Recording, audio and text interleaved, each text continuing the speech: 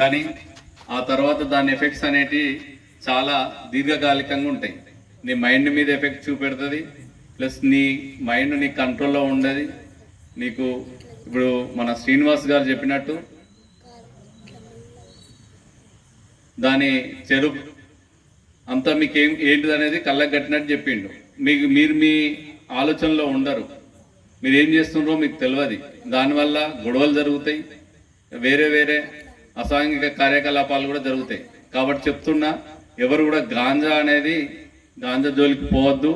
ఇంకొకటి, ప్రతి చిన్న విషయానికి గొడవ పడడం, మనస్పర్ధలు తెచ్చుకోవడం, చావే మార్గం అనుకొని కొంతమంది సూసైడల్ ఆత్మహత్యలు చేసుకుంటారు. విద్యార్థులు కానీ చదివితే ఒకవేళ మార్క్స్ తక్కువ వచ్చినా మళ్ళీ ఇంప్రూవ్మెంట్ ఎగ్జామ్స్ ఉంటాయి, ఫెయిల్ అయితే మళ్ళీ రాసుకోవచ్చు. మీ తల్లిదండ్రులు చాలా కష్టపడి మిమ్మల్ని మంచి స్కూల్లో చదివించి మీకు మంచి భవిష్యత్తు ఉండాలని చెప్పేసి చాలా కష్టపడతారు. మీరు ఆ చిన్న చిన్న మార్కులు తక్కువ వచ్చినాయనో ఫెయిల్ అయినానో ఒక సబ్జెక్ట్లో అని చెప్పేసి మీరు ఎట్టి పరిస్థితిలో కూడా ఎవరైనా ఉంటే, వీక్ మైండ్ ఉంటే మాకు తీసుకొని రండి, మేము వాళ్ళతో మాట్లాడి కౌన్సిలింగ్ చేసి, అదొకటే కాదు ప్రపంచంలో చాలా పనులు ఉంటాయి,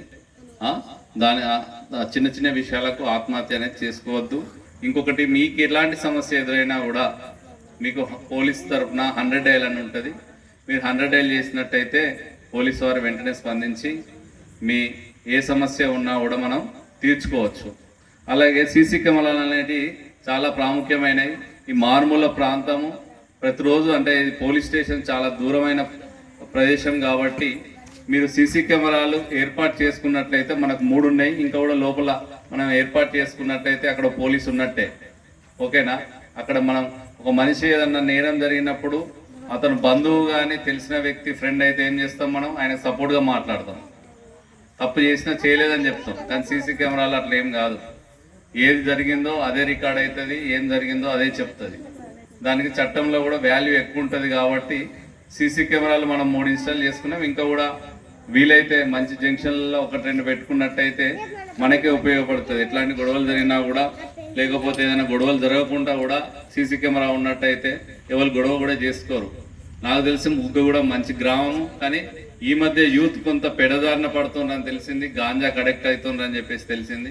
అట్లాంటిది ఏదన్నా మా దృష్టికి వచ్చినా మీరు ఇప్పటికే చెప్తున్నాం, పిల్లలు ఎవరైతే ఉన్నారో దానికి అడిక్ట్ కావద్దు.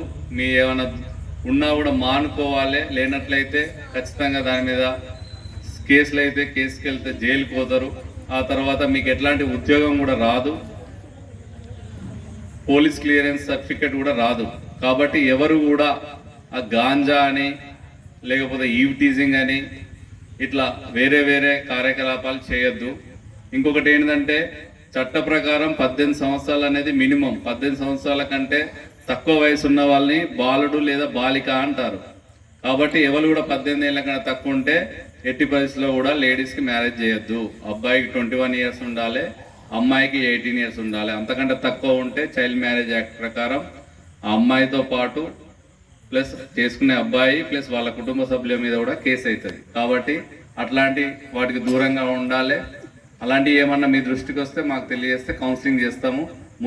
ముందు దశలోనే చెప్తే ఎవరికి కూడా ఇబ్బంది ఉండదు. ఓకేనా? అట్లాగే సైబర్ క్రైమ్స్ గురించి మీకు క్లియర్గా చెప్పాను. సైబర్ క్రైమ్స్ అంటే ఏమో కాదు, మనకు పల్లం కూడా ఉంది కదా పక్కనే.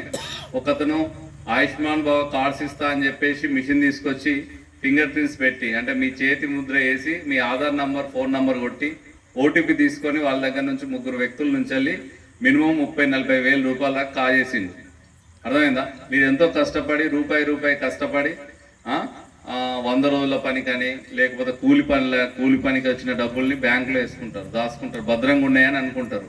కానీ ఇట్లాంటి వ్యక్తులు వచ్చి మీకు ఏదో మాయ మాటలు చెప్పి మీకు ఈ గవర్నమెంట్ స్కీమ్ వస్తుంది, లేకపోతే ఈ లోన్ వస్తుంది, మీకు మంచి జరుగుతుంది, డబ్బులు వస్తాయి అనే ఉద్దేశం కొద్దీ మిమ్మల్ని మాయ మాటలు చెప్పేసి మీ ఫింగర్ ప్రింట్స్ ద్వారా మీ ఆధార్ కార్డు ప్లస్ మీ ఫోన్ నంబర్ దానిలో కొట్టి మీకు తెలియకుండానే మీ డబ్బులన్నీ కాజేసి వాని అకౌంట్లోకి ట్రాన్స్ఫర్ చేసుకొని వాడు జల్సాలు చేస్తూ ఉంటాడు.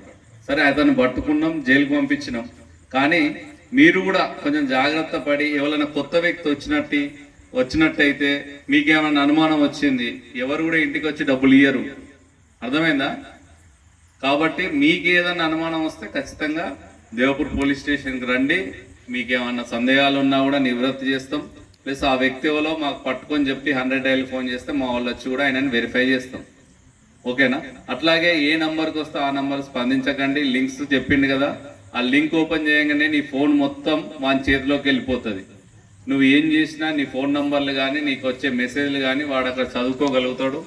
కాబట్టి బ్యాంకులో నుంచి వెళ్ళి డబ్బులు మీరు ఎంతో కష్టపడి మీరు దాచిపెట్టుకుంటేనే కొన్ని చేసి చిన్న చిన్న చేష్టల వల్ల మీరు కష్టపడి సంపాదించిన డబ్బు అంతా కూడా పోతుంది. ఇక్కడ ఇంకొకటి ఏంటంటే పిల్లలు చాలా మంది కూడా ఈ బెట్టింగ్ యాప్లలో తల్లిదండ్రులకు తెలియకుండా ఏదో పని చేసుకుంటాడు లేకపోతే వీడియోలు చూస్తానని చెప్పేసి అనుకుంటారు. కానీ చాలా మంది పిల్లలు బెట్టింగ్ యాప్లలో గేమ్స్ ఆడి చాలా మంది డబ్బులు పోగొట్టిండ్రు. తండ్రి దగ్గర ఉంటాయి, తండ్రి అకౌంట్ బ్యాంక్ అకౌంట్ ఫోన్కి లింక్ అయి ఉంటుంది. ఆ బ్యాంక్ అకౌంట్ ఉన్న ఫోన్ను పట్టుకొని ఆడుకుంటా యూట్యూబ్లల్లో వేరే కాడ